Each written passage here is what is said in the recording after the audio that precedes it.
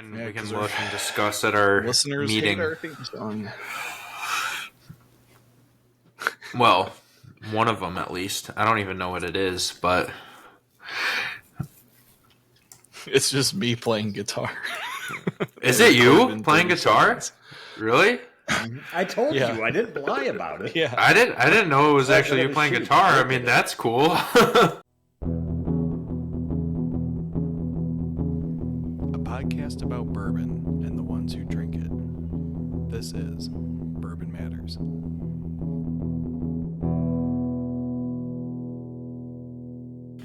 Welcome to Bourbon Matters. I'm Jake. I'm Dan. And I am Gold Eagle Jake. On a delay. Come on, Jake. Oh, am I I could have delaying? just left it alone again? and it would have been fine.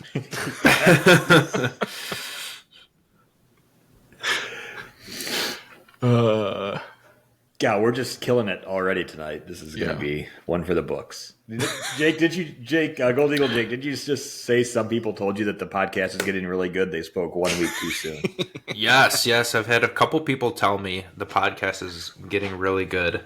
Let's not jinx ourselves because we came into this episode with...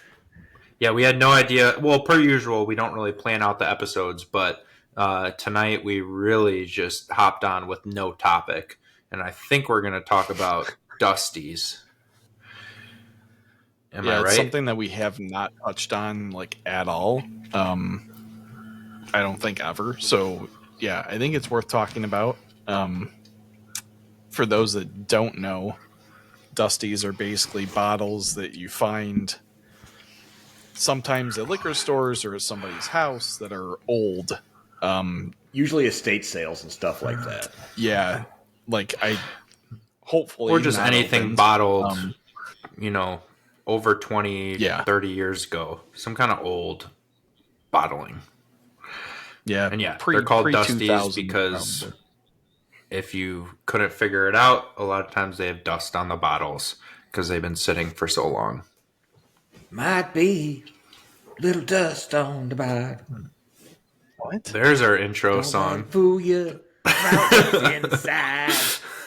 There might be little dust. One of the best country songs of all time. Come on, man. All right. Let's move past that. So, yeah, I don't know about you guys, but I've only tried one Dusty ever. And it was like a 1983 Jim Beam white label. Ooh, top of the line. It was actually pretty good. It was in college, and it was in my friend's family house basement. And we were just like, let's open that and try it. And both of us were like, well, this is better than Jack Daniels or Jameson or whatever we were drinking at that time. So you ruined someone's vintage Jim Beam when you weren't even really big into whiskey. Well, his dad wasn't going to drink it.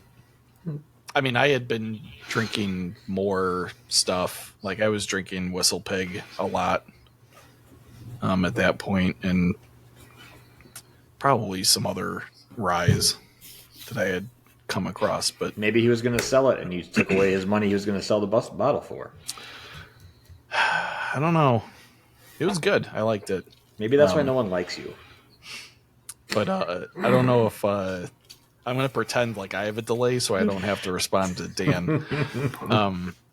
So Jake, I don't know if you want to kind of explain, we've touched on older whiskey and why people think older whiskey is generally better. So I don't know if you want to kind of touch on that, what the theories are about that. Well, I guess I'll start by saying everybody knows the old saying, they don't make them how they used to. That applies to a lot of different things. With whiskey in particular, just think about how all these big distilleries are ramping up and scaling up and distilling whiskey now.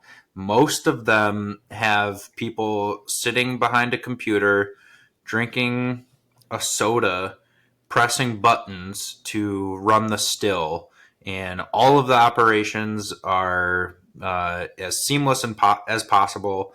There's not really any hands-on. Now, of course, that's not every distillery, but a lot of these big distilleries are now operated by computer control rooms, and that's how they're Bardstown. running the still. Oh. Bardstown, sure, is one of Sorry. them. They just have a state-of-the-art version of that. But not to, not to hate on that way of doing things, because I guess if you are ramping up productions that big and you have the technology available, you might as well use it. But it's the only way you're going to crank out that much whiskey.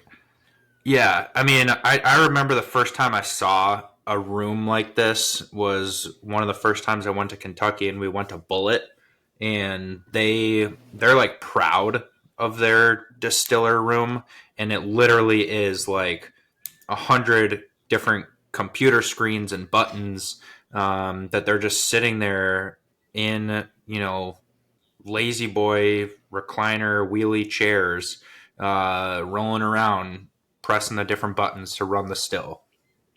And an interesting story, and this is my answer when people ask, like, why are Dusties better? Why do people seek out, just a bottle of Wild Turkey 101, for example, from 1980, and why does it taste so much better than what's being bottled today? And we all know today's bottlings are still really, really good, but if you do put it next to an older bottling, you're probably going to prefer that older bottling. One big reason is the oak that we're aging the whiskey in. They're using trees now that are much, much younger than what they were 30, 40 years ago. They were using trees that were 150 years old, and now we're cutting down trees so fast that the trees don't get that old. I think on average they're like 30 to 50-year-old trees now that all the barrels are, so that makes a big difference. But the main story that I have, which is really cool, Dixon Deadman told me this when I went to a blind tasting that he put on a couple years ago, because somebody asked him the same question, and he said, when I was 16 years old, learning how to distill from Jimmy Russell, it wasn't sitting behind a computer like most distilleries are. He was running over to this side of the room, pulling a valve, sprinting up a ladder, pulling another valve, running over to the other side of the room, pulling a valve, and like you had to do all that within 2 minutes, and everything had to be timed perfectly, or else you just wouldn't get a good product. And then every run on the still was tasted, and they made, now they know, like, all right, after 3 minutes we can make a cut, and then approximately 30 more minutes we'll make another cut. And back then it was all by taste, it was all by feel, it was all by hand. So we just don't really have that hands-on aspect when it comes to distilling at most of these bigger distilleries. I mean, sure, there's a lot of smaller distilleries out there, craft distilleries, that are doing everything by hand. I mean, Dan, Whiskey Acres, I'm sure you guys don't have a computer control room where you're running the still. I'm sure you guys are still doing it the old school way. I was told I was lucky because we don't have to carry 5-gallon buckets full of corn up the ladder to dump in the mash tun, because we do it from a truck now, but they used to do that for 1,000 pounds, 5-gallon bucket at a time. Now we have a forklift that we lift a container up and let it run down into it. But yeah, no, it's still mostly hands-on. And even today I had an alarm go off this morning and was running around, do it as much as I could, as quick as I could to get it solved. So there's still a lot of lever pulling and opening and closing valves in the craft side. Right. Yeah, it's that human touch factor, and having somebody who really cares, who's hands-on with it, instead of somebody who's just being paid to be there for a shift and pushing buttons on a screen. I mean, that goes a long way. I'm sure there's something to be said about the grains too that were being used back then. Like there's so much more grains that are getting grown and pulled for whiskey making than there were back then. I mean, Dan, you could probably talk about this better than I can, but I'm sure that has a factor. Oh God, please don't. The corn side, not too much. I mean, the majority of Yellow Dent goes back to 3 or 4 varieties, so there's not too much varietal difference for distilling purposes in corn. But no, there's But been a lot even more with research the into wheats and demand, things. even with the demand and how much we need now for whiskey making, like, don't you think if we needed the top 1% 30 years ago, that's a lot different? That's a much smaller amount than the top 1% now. Or No, does it not it's really all the make same. as much? No. No, doesn't make too much difference. Most of these big distillers are working directly with their farmer anyways, and they're getting the variety they want planted for the distillery. So it's not like Okay. it's a shortage. So You don't think So there's yeah, I any think quality difference? well, there's some quality control, but it's the same it would have been back then. But it's just like in terms of scaling up and needing way more corn, it's just they're used to having their farmers put more of their land into production for the distillery instead of commercial production for feed and ethanol. so. It's not like they used to go to a farmer back in the 80s and be like, "Hey, I want to buy a truckload of corn." They were still working with them back then to say, "Hey, well, we want you to grow this type of corn for our distillery," and they were getting that. Yeah. So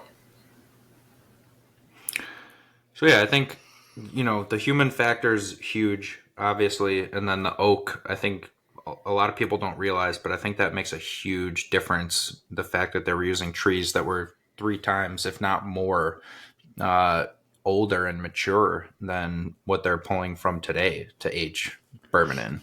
Yeah. well, and it's not just that. There's been a lot of studies too on the oak of naturally air dried for 18 months versus air dried for 6 months and then kiln dried. And the rate that we're going through barrels, almost everything's just kiln dried anymore. Mm-hmm. So that affects it as well. But yeah. So when I was at Willet, which depends on where you go, and I think nowadays it's pretty impossible to find Dusties at a store unless you're truly in like the middle of nowhere, in other states, because there's so many people hunting for whiskey now that most of it's probably been picked over. But like Old Granddad, Wild Turkey, Jim Beam, any of those brands in the 80s and 90s tasted completely different than what they do now. And when I was at Willet a couple of months ago, I would never buy this for myself, but somebody paid for a $200 pour of a Wild Turkey cheesy gold foil from early 1990s, which is just Oh, the cheesy gold foil is just a name for that specific time frame because they were using that foil on the caps. But that was probably a $25 at most bourbon when it first came out, and now people are paying $200 for an ounce of it, just because you can't recreate that. You'd have to go back in time to recreate it. And everyone's like, oh, I should have hopped on the Van Winkle train 10, 15 years ago and bought all that when it was sitting on the shelves. But what if you stockpiled cases and cases of just $20 bottles in the 80s and 90s? That is going to be worth a ton right now, which gets me thinking, yeah. like, is today's bottle of Wild Turkey 101, how is that going to taste different from 30 years from now? Is that going to change at all because we're ramping everything up so much and doing everything so automated that we're not going to be able to tell a difference? Or is it, are we going to find something 30 years from now, and change the way we do things to make it taste different? And it could be better, it could be worse.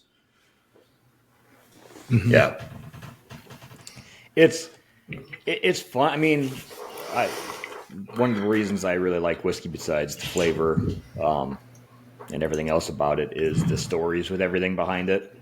Like an old Dusty, you have a bigger story behind it because it's been around for a lot longer. Like at least, like when you're drinking a new whiskey out of the bottle, it could be anywhere between 2 to 4 to 10 or 12 years old. You can kind of think about what's happened in that whiskey's lifetime.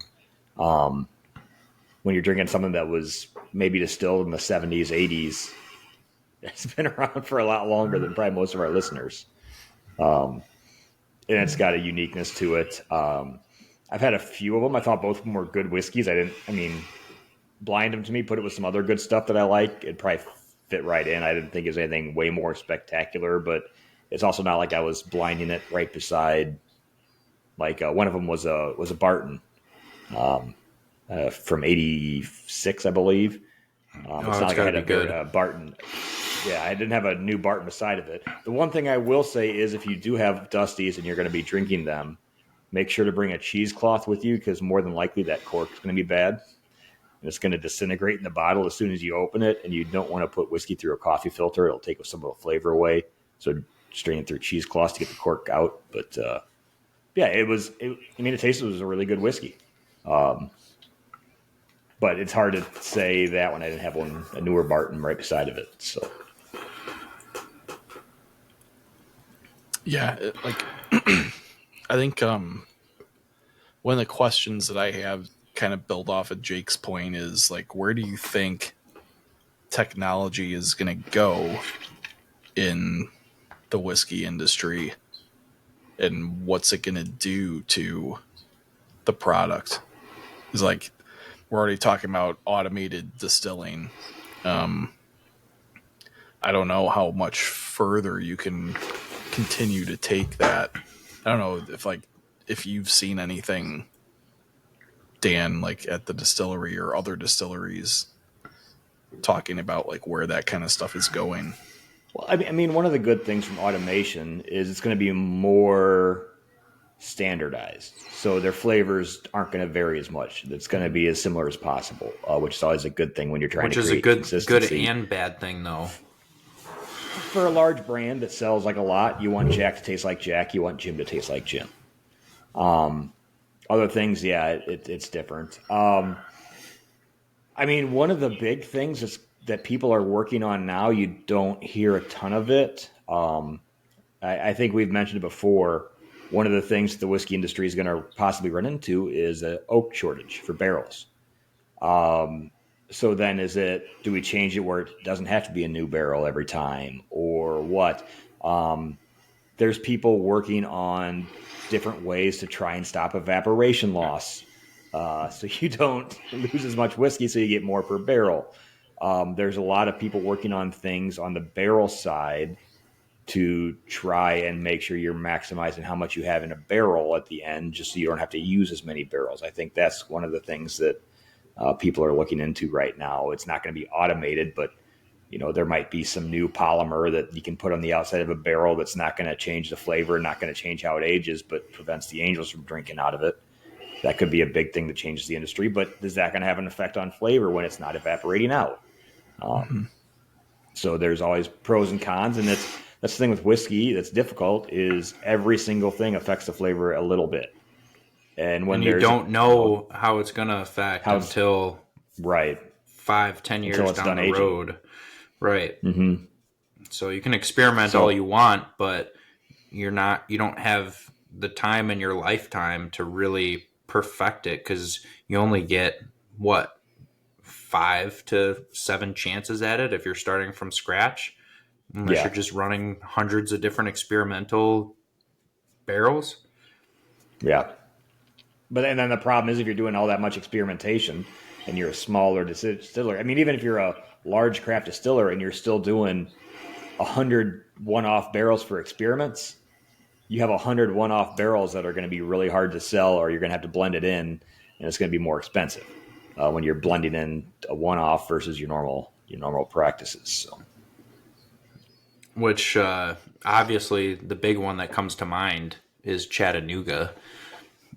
I think they kind of uh, mastered the whole experimentation thing because they have an experimental distillery, and that's how they started, was doing over 100 different mash bills and recipes and just picking their favorites to scale up and continue the experimental model. And luckily for them, they had some really really good brewers that were on with them their brewer came from Sam Adams. He was like the head brewer at Sam Adams, so he knew a thing or two about brewing the beer, which then gets distilled. So yeah, I mean, you would need some kind of, I mean, that's a ton of work to manage all those barrels, get them bottled, get all the labels approved. They do so many different experimental labels. And yeah, most distilleries don't have the resources, time, or, care enough to really go through that. Which is why most of them, it costs a lot of money, and it could go really, really wrong where all those barrels don't taste good at all. So that's why a lot of times it's just easier to bring in somebody who knows mash bills and knows your water source and can analyze all that and tell you a starting point.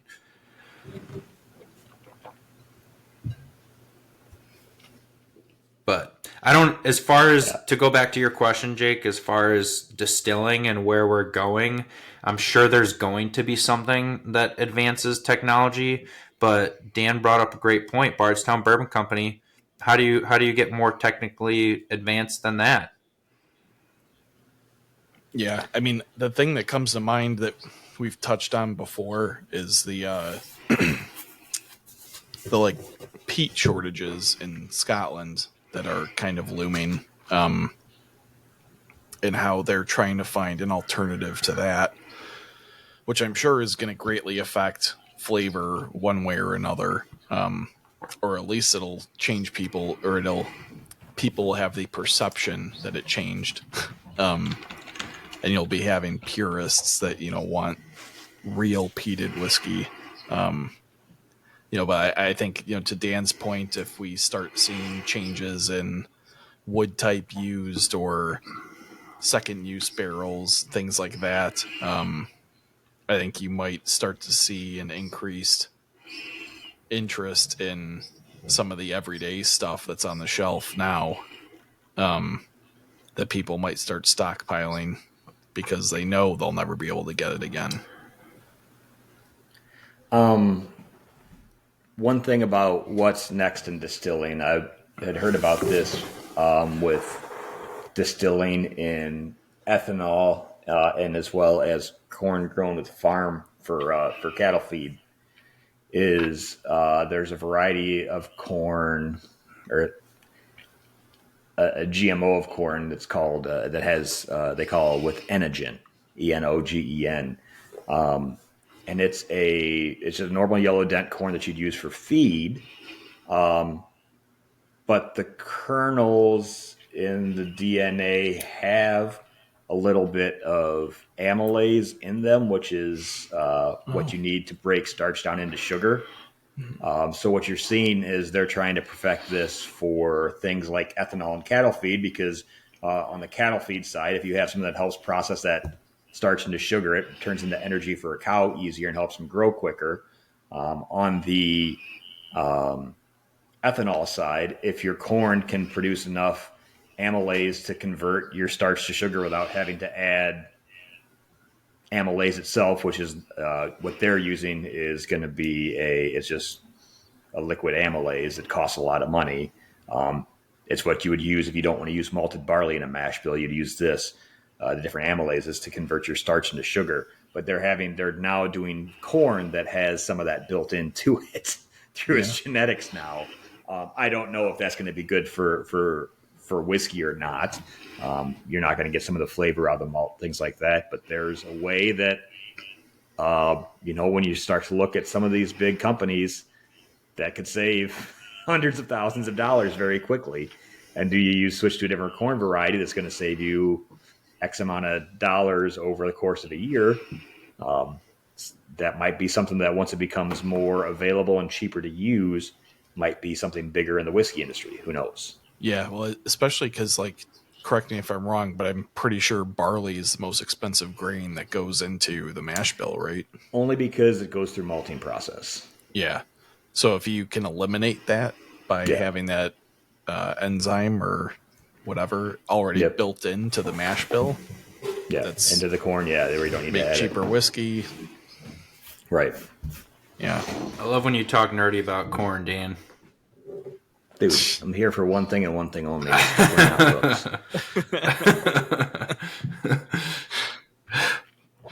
yeah, I mean, all these things are possibilities, things that can really shake up the whiskey industry. And I do think because of how many distilleries we have out there and how many more people are getting into whiskey, that places are going to be trying things like this, and people are going to be interested in what that whiskey would taste like. I mean, you've got me interested in whatever corn you were just talking about, if that were to get distilled.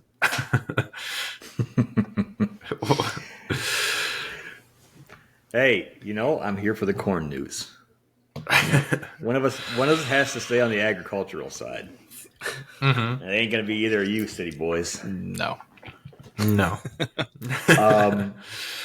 I guess on the topic of Old Dusties, did you see the most expensive bottle Old Dusty was ever sold happened this week? Saw that. I literally just saw that right when I was leaving work today. That like popped up on my feed. Yeah, it was over $100,000 for one bottle of Pappy Van Winkle, 18 years. It was a single barrel picked by Binny's in I can't remember what year they did the barrel pick, but I know it was just I think it was 2003. It was distilled in 1985. Yeah, it was distilled in 1985 at the old Stitzel Weller distillery. So this is before. Oh, so it's real Pappy. Yeah, this is before Buffalo took over it. So this wouldn't have been a Julian Van Winkle bottle. This would have been before Julian Van Winkle's time. So this would have been a long time ago. And in the rare community for collecting bottles, sorry, I've said Benny's twice now. That's enough. Big box store. It's actually pretty well known and a very big unicorn in the collecting industry as well, because a lot of them were drank a long time ago. And one of the employees at unnamed store lives close to our master distiller and said, yeah, it was someone that had it. It didn't come off of their shelves.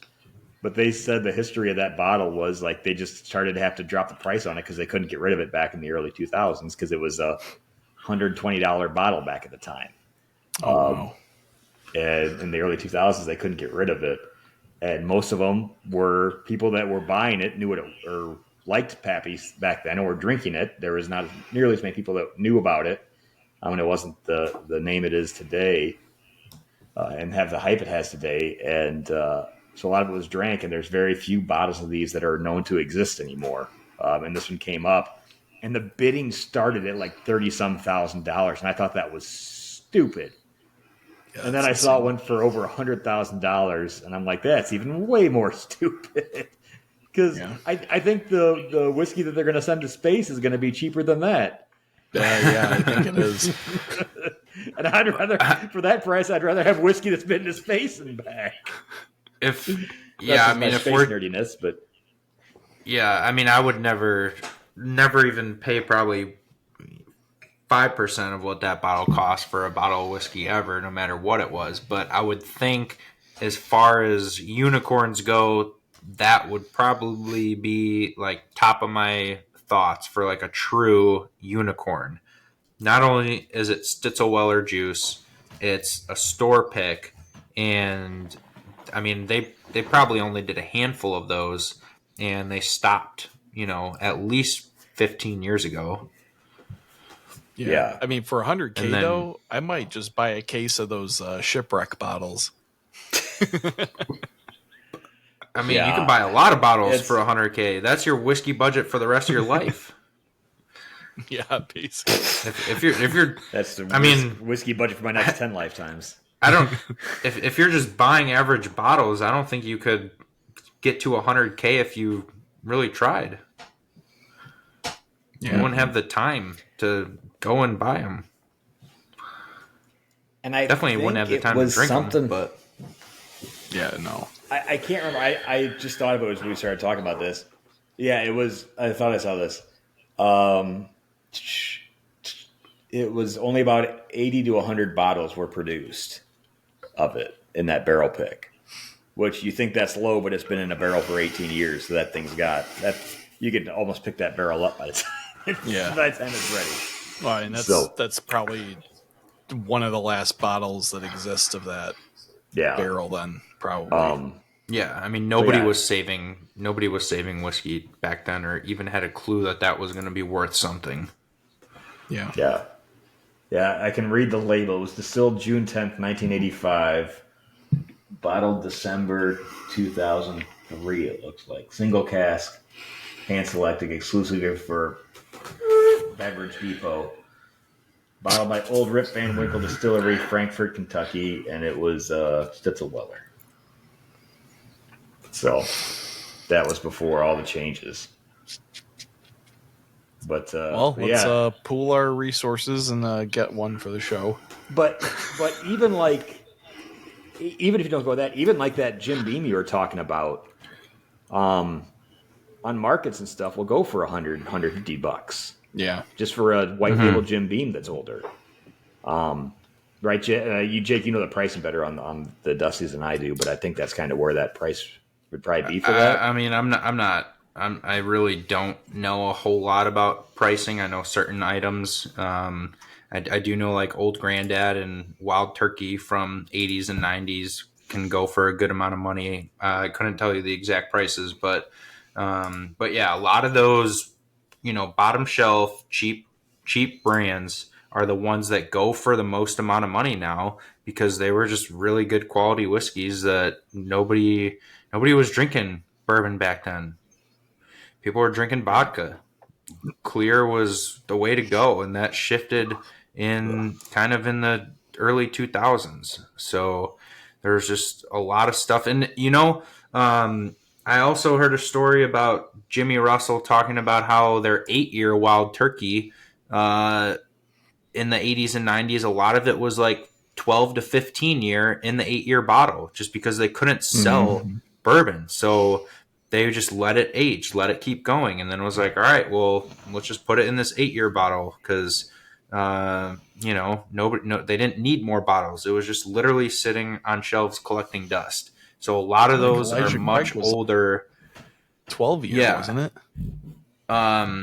Yeah, but even the age statements, there was much older whiskey in those bottles than what it said on the age. And honestly, if the whiskey market does remain where it's at, where it's flatline growth, even if it just remains flatline growth, we talked about the whiskey glut that's coming up, of how much it's been produced over the last 10 years and how much is sitting in barrels. We're going to see, there's a chance we see the same thing again with seeing older juice in younger age stated things because you just have too much whiskey. And that's it's a good thing for consumer. It's a bad thing for distillers because when you're putting older whiskey in there, you've lost more from it from evaporation. You're still putting it in the same bottle that's getting the lower price, and you're getting taxed on the entire liquid in the barrel, and you've lost a bunch of it that you got taxed on. So I think it's one of the hard things to do. Yeah, I mean, I do think distilleries, now that bourbon is cool, understand that there is a market for these hyper aged products, and I do think going forward, we're not going to get lucky like that. We're going to see, places like Knob Creek coming out with a 12-year, a 15-year, 18-year. Like they did, and that's a pretty good example because a lot of the listeners probably remember just 5 years ago, you could walk in and find a 9-year Knob Creek single barrel, and it would say on there that it was distilled in 2003 and it was bottled in 2018. And then you're like, wait, this isn't a 9-year, but they just put this 15-year into this 9-year bottle, and it was literally that because they couldn't sell whiskey fast enough, so they just let it keep aging. And then they realized a couple years ago, oh crap, we got a gold mine here. We can charge a bit more and put these higher age statements on the bottle. Yeah, a bit more. Yeah. but the one problem is going to be is like, think of something. All right, so if we've talked about like the Heaven Hill bib stuff, it's 7 years, it's sitting on shelves now. Because everyone has their bottle. No one's hunting it anymore because you can find it wherever you want. So everything that they've had planned for the next 5 years for their 7-year bib, they're not going to need nearly as much because it's sitting. They're not selling as much of that 7 year. So then that's going to get older and older and older. Well, what happens if people aren't spending that much on whiskey anymore? You're not. You can produce a whole bunch of 15 year and try and sell it as 15 year, but if people aren't going to spend $40 in a 7 year, how many are going to spend $200 on a 15 year? So do you either sit and hope that sells, or do you just start putting older stuff in a younger bottle because you have it and you need to get rid of it? So it's one of the. Yeah, I mean, I think that's one of the difficult things with the distillery with whiskey is you have to predict what the market's going to be 5 years in the future, and if you're wrong, and I'm not saying that we're wrong yet, but it seems like it's kind of flatlining. That even if it stays where it's at, there's going to be a lot of people that have way overproduced. I mean, at that point, you go the Buffalo Trace route and you just create a new label every time you get to that point where, oh crap, we can get Buffalo Trace out to every store in the country now. Let's create Traveler so that we don't have our products sitting on the shelves. I think, but Traveler's sitting on the shelves. Well, yeah, but it's not Buffalo Trace. They would hate to have Buffalo Trace just sitting on the shelves collecting dust, and I still think we're a long ways away from that. But Heaven Hill, I think, is a different example because they do not have a cash flow problem. No, I mean, they're not as compare good. like a smaller distillery to a Heaven Hill. Heaven Hill owns thousands of labels, and a lot of it is like vodka and tequila and clear spirits where you don't need to wait to age. Group. Yeah, so they have a very diverse portfolio of thousands of brands that they own that aren't even made in Kentucky or at Heaven Hill Distillery.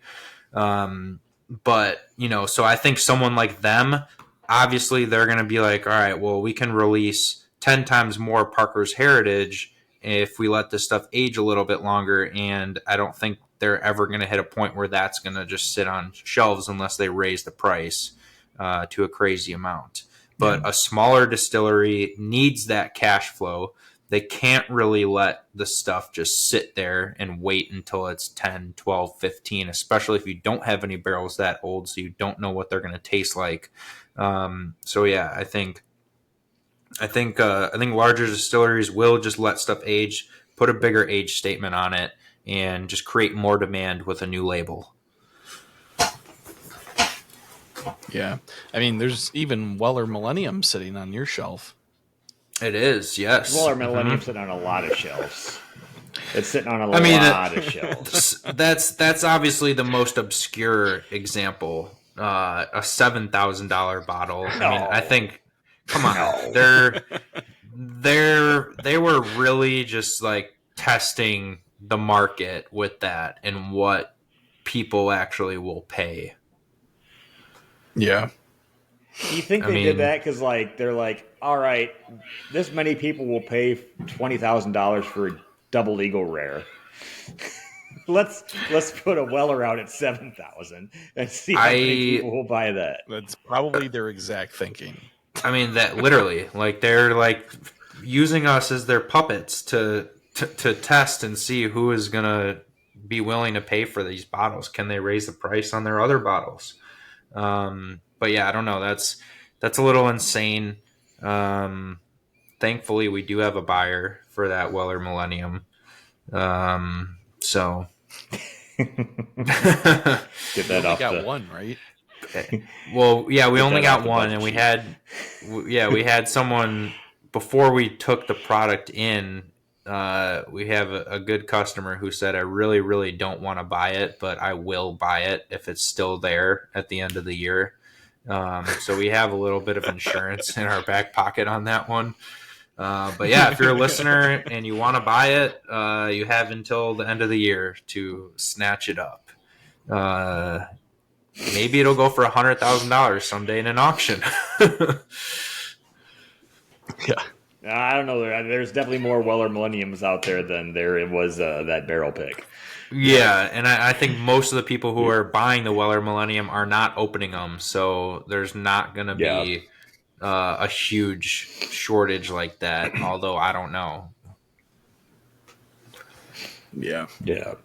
Who knows? But yeah, it's interesting. It's fun to drink Dusties. There's a big subculture of whiskey drinkers that just focus on Dusties. There's lots of auctions. There's lots of people that go to estate sales to see what's going on. One of our employees works for an auction place, and man, what was it? Oh, it was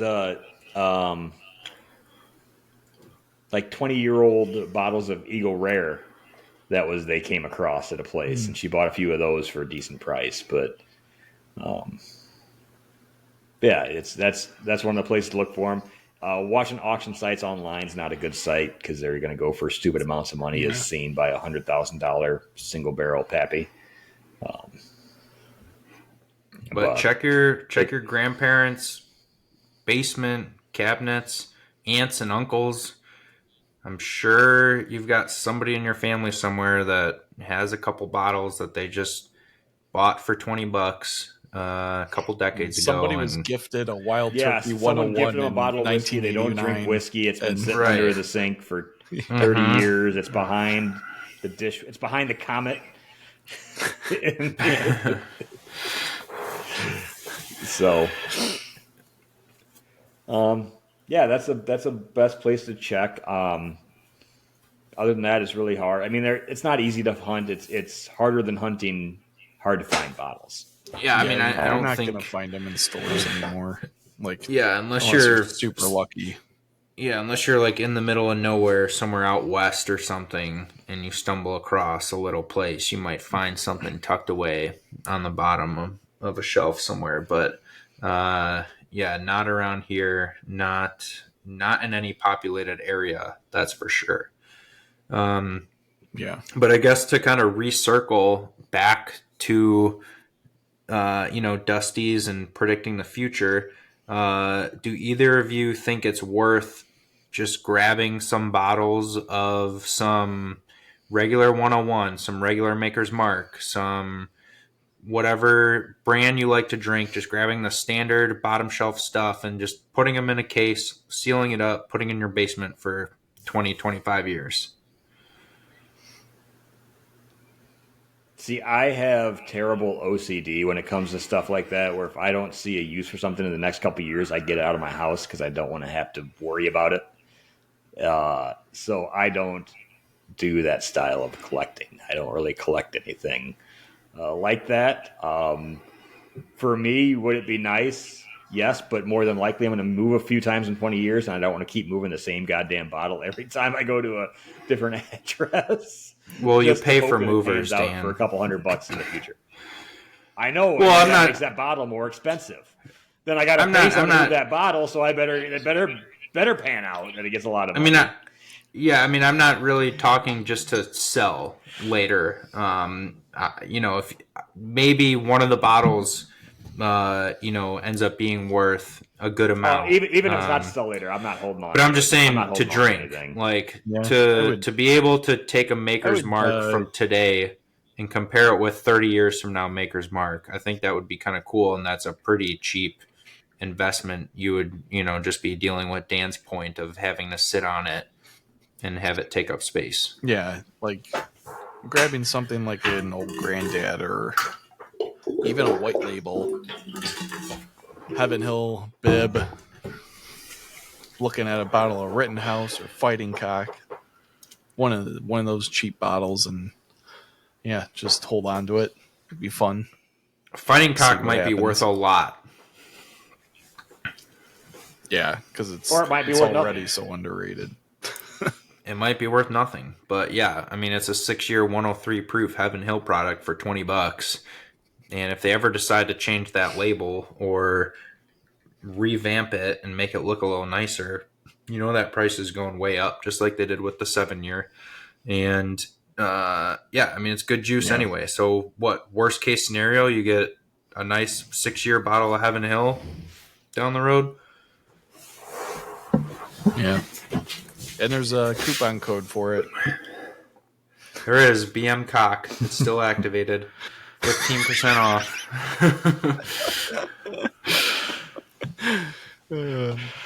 And believe it or not, maybe it's easy to believe, but that is the most used coupon code we've ever given out on this podcast. Yes. Shocker. Good job, Shocker. audience. BM Cock, the folks. Good thing 15% is, off Fighting Cock Bourbon. the good thing is, it means the listeners are on the same stupidity level that I am. So I appreciate that about our listeners. Jake, if they want to use that 15% off code, or if they want to see me coming up on Friday and try the new Whiskey Acres Barrel pick at Gold Eagle, Where is it dropping on Friday? Friday, yeah. Which we should talk about just briefly because, that is happening this Friday after this podcast airs. But yeah, go to goldeaglewine.com. You can see our whole inventory. You can shop online. Use the code BMCOCK for 15% off Fighting Cock Bourbon. Download our app on the Apple App Store, Google Play Store. Follow us on Instagram at Gold Eagle Wine. Follow us on Facebook at Gold Eagle Spirits. And Dan is coming up Friday. He's we're gonna be releasing Bloody Butcher and a new barrel pick. Which Dan, why don't you tell us what is so special about this new barrel pick? It is the first single barrel that doesn't include our normal mash bill hitting market. So it is not a wheated bourbon like all of our other bourbon. It is 15% rye, made with the exact same rye grain that we use in our rye whiskey that has won us a lot of awards. So it is a 15% rye whiskey that's 5 years old. Yeah, it was a different yeast than what we started off using for the bourbon too. So just because it's got rye in it, it has to be a little bit different yeast. So we use a different yeast than what we normally use for our bourbon. Anything else you want me to talk about it? I mean, it was we tried a 2.5 or 3 year sample at the experimental tasting, and everybody loved it. 3.5 at 3.5. Yeah, 3.5. And it was the crowd favorite by far. So Dan brought us back a sample of a 5 year of that same mash bill, and I mean, no offense or anything, but that was the first Whiskey Acres cask strength product that I've loved, like absolutely loved. And it's only 5 years. And, if you're a listener, on our previous barrel picks, we added a little bit of water to get them at that perfect proof point. But this thing's cask strength, drinks phenomenal.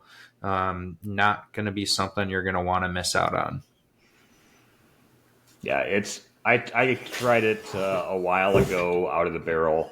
And it was my favorite standard bourbon product that I've tasted from us.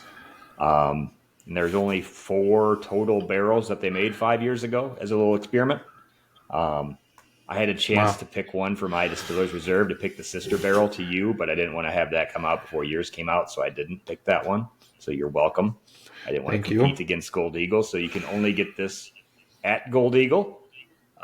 And it'll be there that night, and we'll be releasing the Bloody Butcher as well, and Jake will have a decent supply of Bloody Butcher. So if you are a big fan of ours and are in the north suburbs, northwest suburbs, northeast suburbs, southern Wisconsin, and you want to get your hands on a Bloody Butcher bottle, your best chance to not have to drive down all the way to the distillery will be at Gold Eagle on Friday, October 25th from 3 to 6, I believe. 3 to 6, 3 to 6. Mm-hmm. Yep. So, Jake, where can they listen to our podcast at or watch our beautiful faces and see me react to dumb shit you say on YouTube? You can, you just told them one. You can listen to us on Spotify, Apple Podcasts, Google Podcasts, Stitcher, or wherever you listen to podcasts. Watch us on Spotify and YouTube. Make sure you like, subscribe, rate, share with your friends. All that fun stuff. Check out Movie Matters if you like movies. Me and Kevin are doing John Carpenter movies all month for Halloween. They've been a lot of fun.